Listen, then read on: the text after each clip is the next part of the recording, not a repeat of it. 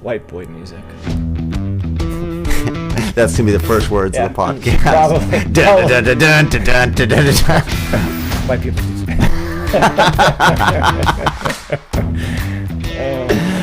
Hey, welcome back, everybody. We're live on Instagram. This is another version or edition, episode, if you will, of For the Love of Dog. Happy to have you. If you would like, you can shout out and give us a dog behavior question. I promise we will interrupt whatever we are doing, and we will field your question.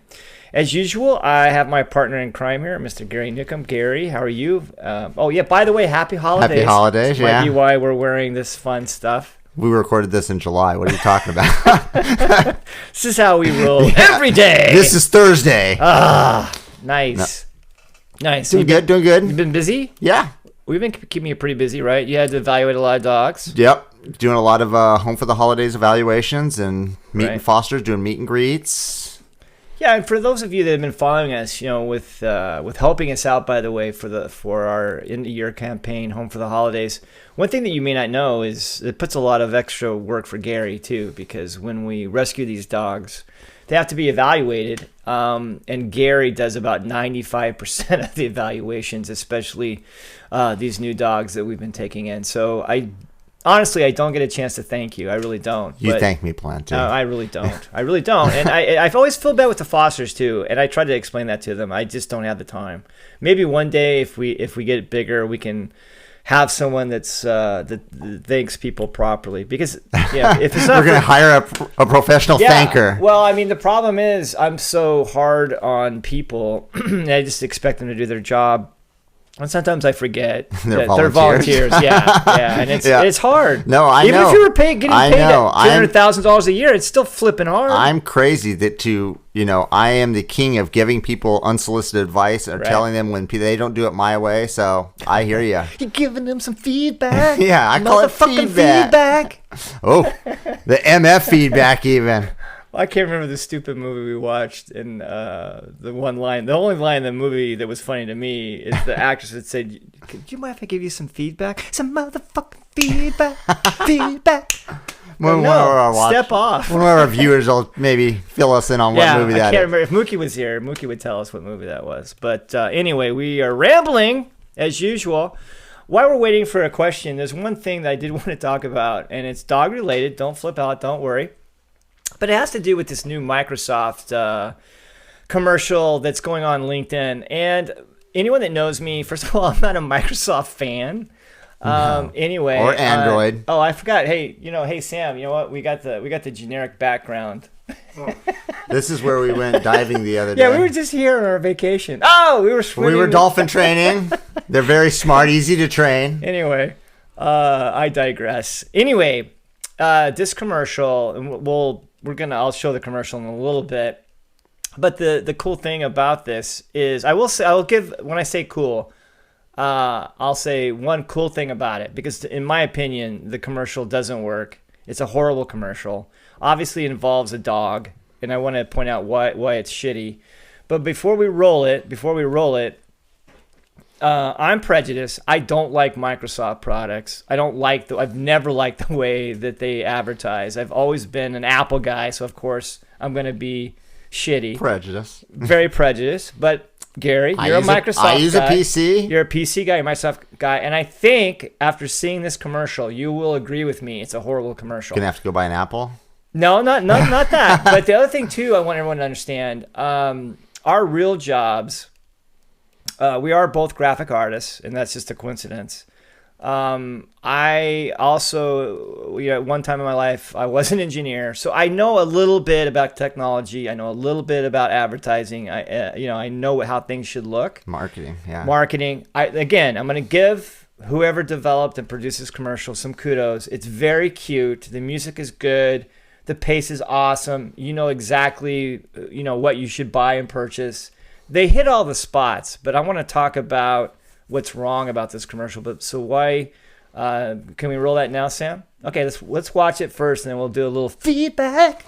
MF feedback. Motherfucking feedback.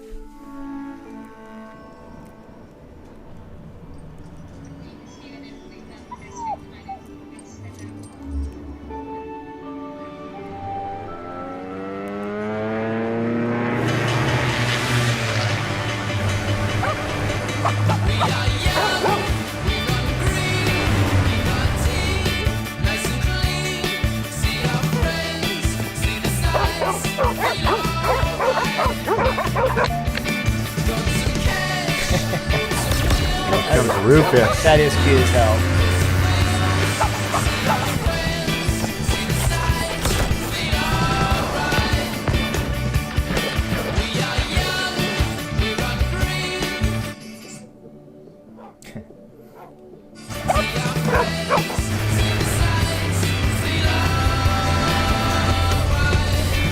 All right, so there's a lot of Find your joy. There's some cute things in the commercial, and I don't want to totally trash it because again, it's On the surface, it's cute. Yes, the production value is good. It's cute. I mean, I get it. It's warm and fuzzy. But the reason why I wanted to spring this on you is because again, I know I'm prejudiced. So at first, before we get into the dog behavior reasons why this is a shitty commercial, I want to talk about just really quickly about why, as far as advertising, it's a shitty commercial. I want to give you my thoughts first, but I want you to end it because you always pay attention. Everyone always pays attention to the last words, right? That's why they in a court of law. You get to, okay. So my opinion is the reason why it's a shitty commercial is because it's about entertainment and technology. And the one thing that you were never supposed to do when you're introducing technology and advertising and fun entertainment is it's all about bringing the family together. Mm-hmm. Right? Yep. Okay, and so now we've got this commercial, and obviously everyone's in their own separate rooms. Now, I realize because of COVID, that might be kind of true. But at the same time, you shouldn't Hopefully not in your household. Exactly, and you shouldn't say, hey, here's a product that's going to separate the family and at the same time ignore everyone that you love, including your dog. Yeah. So, and I don't want to talk about the dog behavior thing yet. So I want you to say, as a supportive person of the PC world and Microsoft world, I want you to tell me I'm wrong or right. Okay, so first I'll tell you you're wrong. Okay. Because Microsoft did not make this commercial. An advertising agency made the commercial. But someone at Microsoft signed off on it. So somebody... and threw them a lot of money to do that. Oh, yeah. Yeah. So... when Sam and I could have done a way better job. So I think we have to go back to what the goal of the commercial is. And, that is to get people to watch a commercial, sure, to bond to the commercial, and put themselves in that commercial. Right. So for me personally, that's very hard to do. To see a family of people ignoring a dog. Right. Right. That's what I want to talk about next. Okay. Yeah, so it's this focus on as a consumer. So yes, I cannot bond to the commercial because I don't feel that way. Right. And then, there's also the realist side of me that thinks that the dogs is going to go to all these electronic items and take note of what it's doing and then put itself in there. Right. When I watch the CSIs and those, all I do is point out all the faults. Oh, right. They'd never do that. Oh, they'd never touch that before they take a picture. No. Right. So because you know something about it. Yes. Right. No, I barely know anything about it, but just common sense tells me that if I walk up to a crime scene, I'm not going to start tossing stuff around. Hey, what is this? Right. So in this... Similarly, I don't think that the dog is going to go check all the electronics out and then be like, okay, I'm a Lego game. So I have a problem with that. All right. So let's talk about on a dog behavior reason why this is a shitty commercial. And like before, I'll go first really quickly and then you can finish up.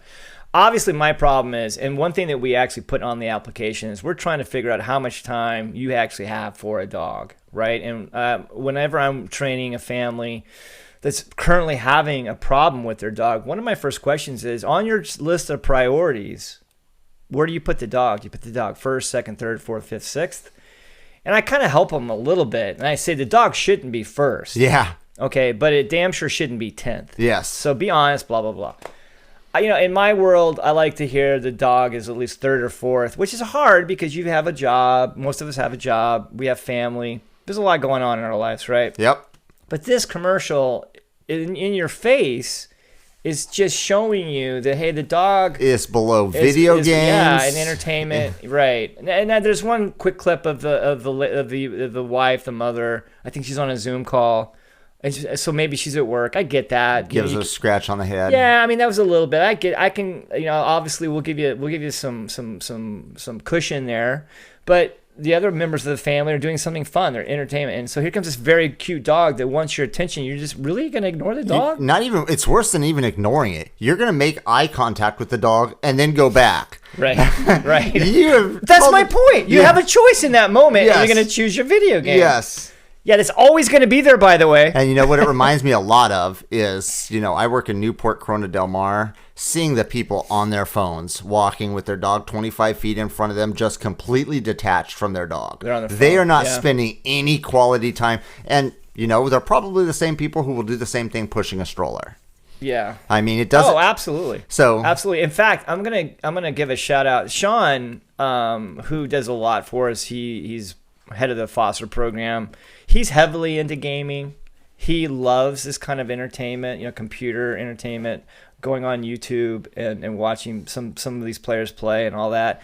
So here's a guy that's into that, and Sean is saying, he has a dog. Sean has a senior dog, and even he's saying, hey man, I can't constantly choose, my video game over my dog. Yeah. So, I mean, here's a person that says, hey, this is a shitty commercial. And this person's in that. He likes that kind of entertainment, right? Oh, I do too. I love video games and even phone games. I play a ton of them. Yeah. But, you have to put life in priority. It's one thing at the end of the day to sit down and knock out a game of Call of Duty. It's another thing to completely check out from everything around you and just be like, this is my thing. Right. Well, I just found it kind of interesting. And the only reason I'm never on LinkedIn. Sean is, and Sean, again, thank you, Sean, by the way, for showing that. But I just found it fascinating. I thought it was so wrong on so many levels. Right. I mean, from the optics of the commercial, what you're trying to achieve from the commercial, to, the dog behavior part, to the family part, it's like beyond that cute commercial on the surface, it's got so many problems with it. Right. And that's kind of what I wanted to talk about. I did want to talk about today about the priority of your dog, because it is always, whenever someone's having a problem with their dog, it's normally a combination of spoiling. Sometimes I think it's not just spoiling. Sometimes I think it's, hey, I'd rather just do this. I think you hit it on the head. It's either the dog is number 1 in the house or the dog is number 10. Yeah. Very rarely do you find that dog that's in the right position that we're going out to. Right, and I don't want to talk about that, and I'm glad that you kind of said the same thing. To me, it's troublesome if you say, yeah, the dog's number 1 in my life. Yeah. Oh, it absolutely is. Because that's not what it should be. No. No, you're hanging way too much on that dog, and that dog is going to start picking it up, and you're going to start having behaviors. Right. I mean, even if you live by yourself, it shouldn't be number 1. No, it shouldn't. Right.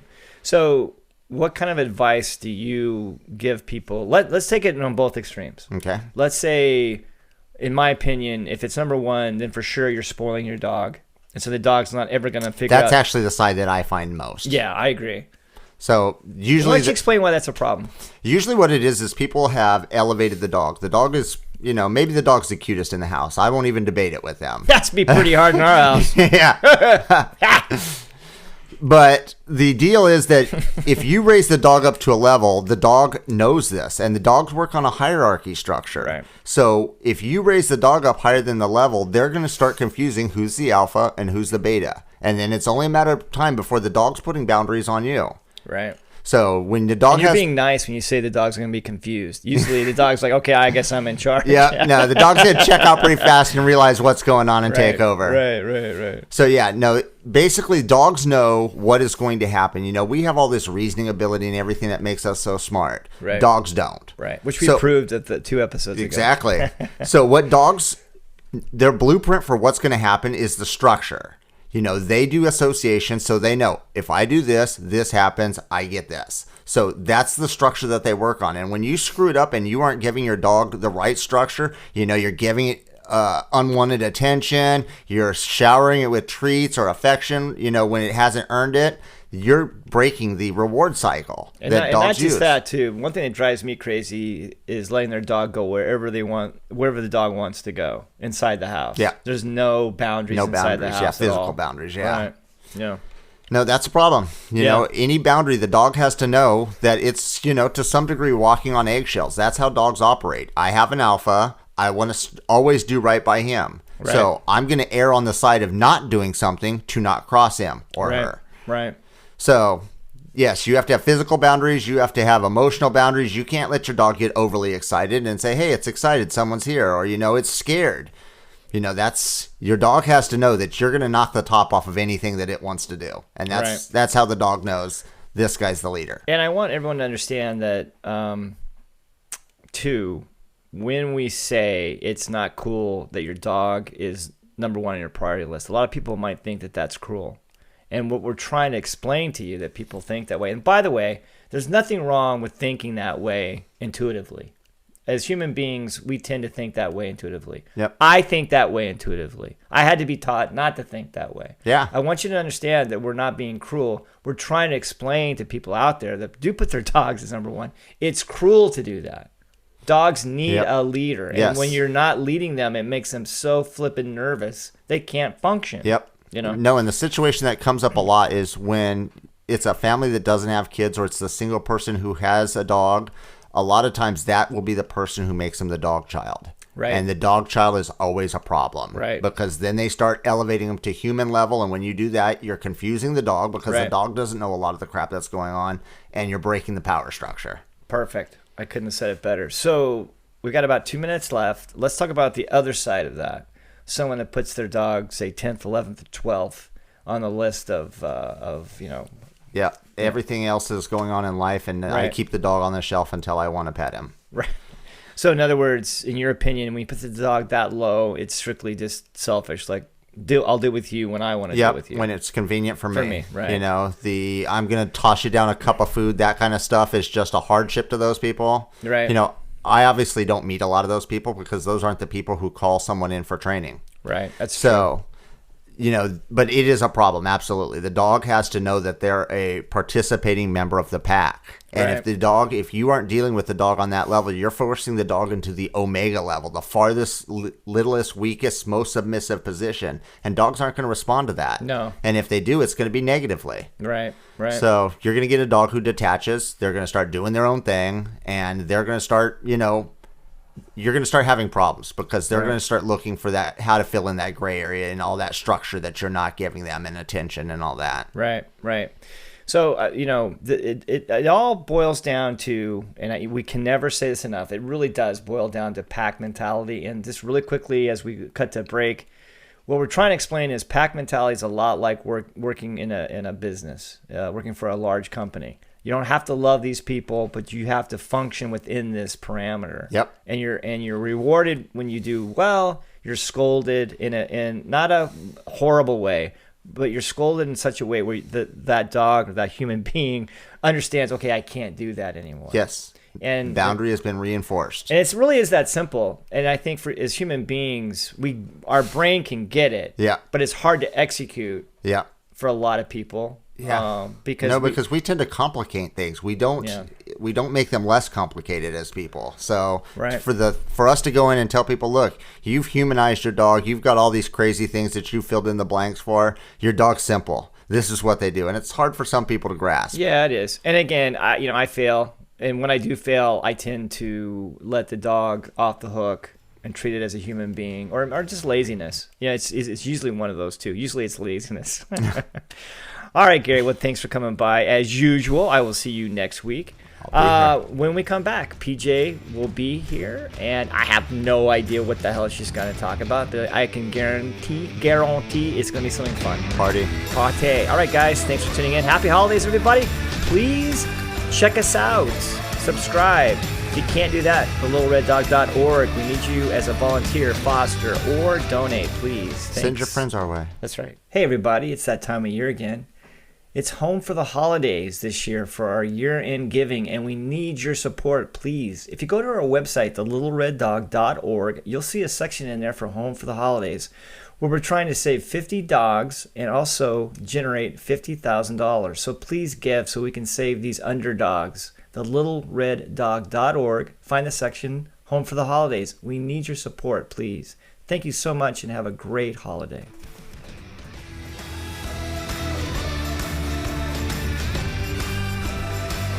Nice flash. There's different frequencies. I got flashed by PJ. Nice. Welcome back, everybody. I'm on set here with PJ Rosh, our co-founder.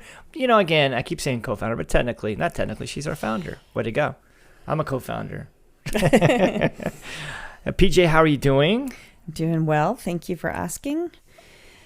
So, what you got? You got anything fun for us on the docket? well, I'm not sure if it's fun for anybody else because they're probably tired of hearing us talk about it, but we're about 5 weeks into our Home for the Holidays challenge. And, people ask, do you think you'll reach your goal? I think we're going to be close. We have a good chance of reaching our goal. Yeah, if you're watching this for the first time, we do have a Home for the Holidays fundraising campaign, and we do need your support. So just real quickly, if you want to go to the littlereddog.org, you can read all about it. Sorry, PJ, go ahead. No, just for people who don't know, we have, peer-to-peer fundraising. I think that we have 16 or 20 groups that are We have quite a fundraising, few teams. which is 30.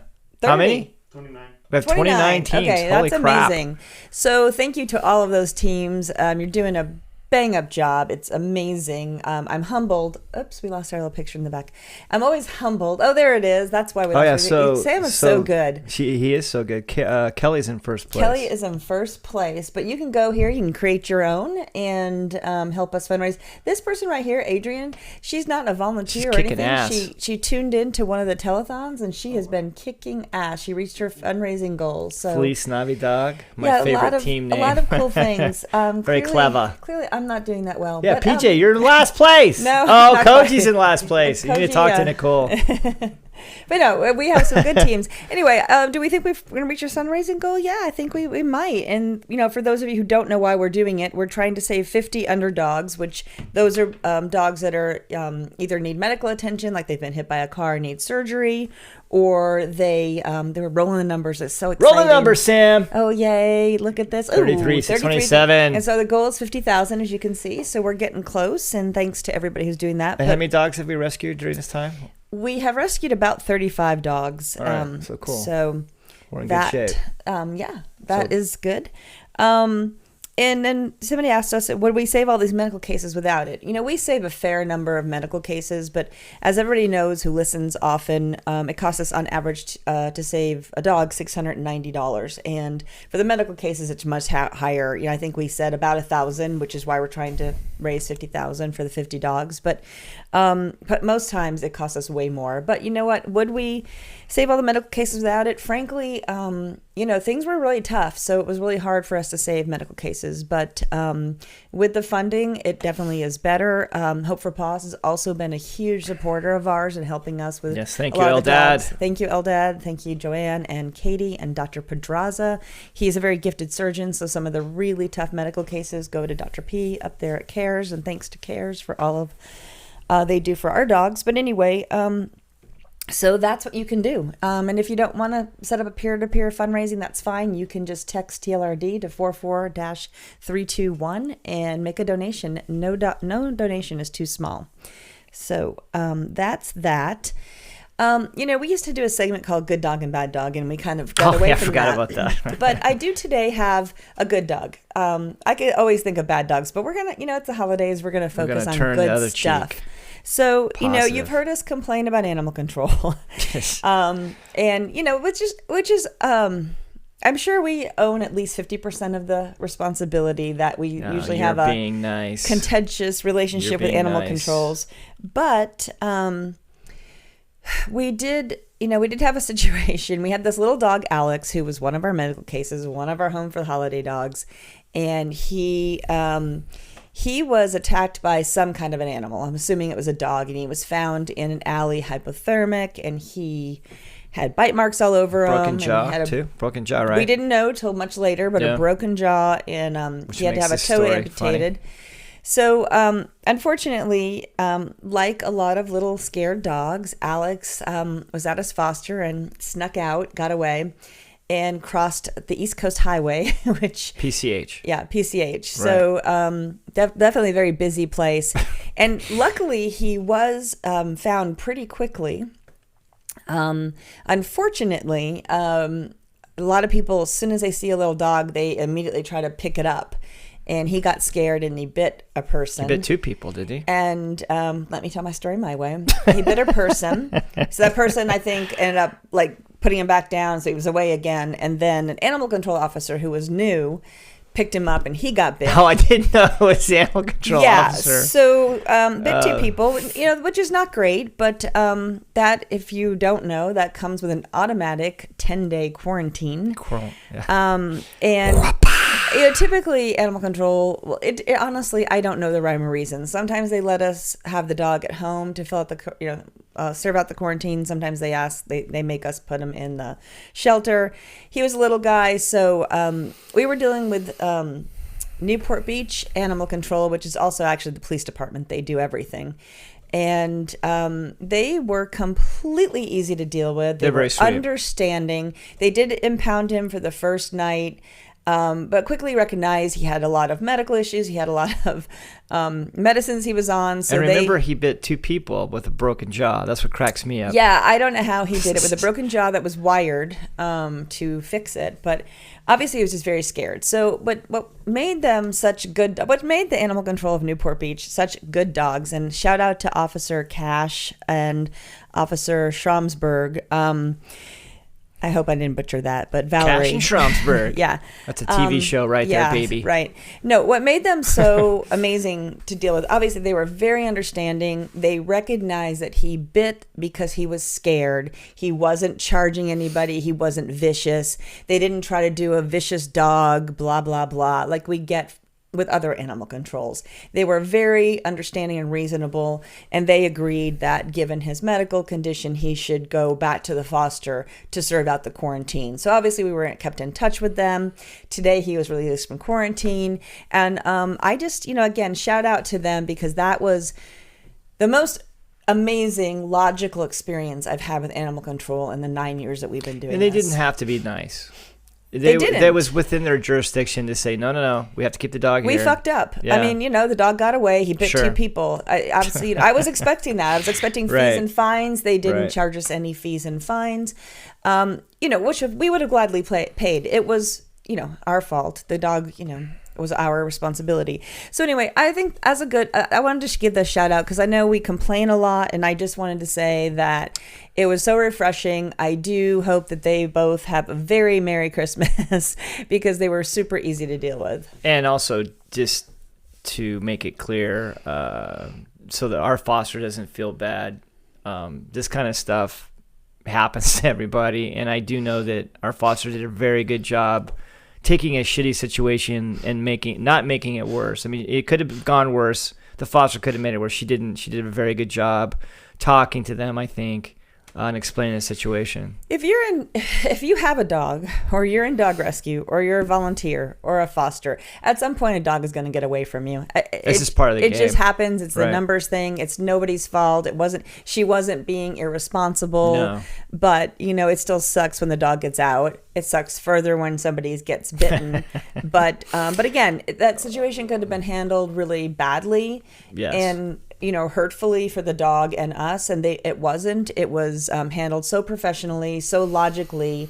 I just am huge fans now of the Newport Beach Police Department / Animal Control. She said they do everything. So, and she, Officer Cash was very, very vigilant and helpful, and made sure that the public safety was taken care of, all those things that we do care about. But, obviously we also care about the dog. So Alex will be, I'm sure he sounds like a winner to everybody, and he will be up for adoption soon. No, he's a cute dog. He's going to be a good dog. Yeah, it's he's scared, Look, when hurt. you're not feeling well, Yes, you're grumpy. Exactly. Come And that on. is a really- You have a wired mouth. I mean, come on. How grumpy? Well, you're going to be grumpy if your mouth is wired. Totally. And I think that's also just a lesson learned here for everybody. I mean, it's always helpful. Thank you for those people who try to catch dogs that are on the lam.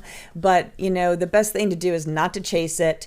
Don't reach down and pick it up. You know, if you can kind of corner it and wait for somebody Just to help sit you. down. Or sit down. So a lot of times if you just sit down, the dog will come Yes. to you. So anyway, again, my good dog of the week is the Newport Beach Police Department / Animal Control. We really appreciate everything they do. And that's just a nice, warm holiday story, PJ. I know. That's why I It's wanted so to share sweet. it. It's I so wanna share it. nice. All right. Well, I Yeah, think it's that's a one good thing. note to end it on. I yeah? think it is.